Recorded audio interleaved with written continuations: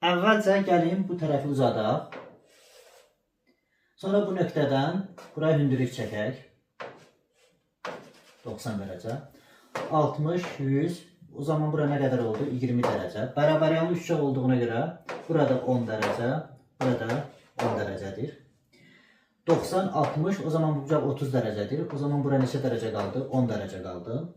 90-ın qarşısındakı 4 kökdə 3-dürsə, 30-un qarşısındakı olacaqdır 2 kökdə 3. 60-ın qarşısındakı da olacaq 2, yəni kökdə 3 vurulsun, kökdə 3 eləcək 6. Yəni bu parçanın uzunluğu nə qədərdir? 6-dır.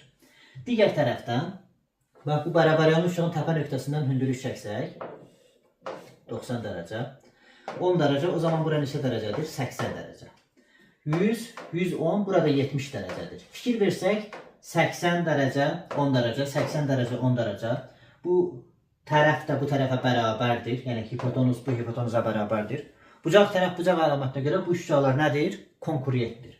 O zaman bura nə qədər tapdıq? 2 kökdə 3 vurulsun 3. Nə qədər oldu? 6. O zaman burada nə olacaqdır? 6. Bura x-in yarısıdır da.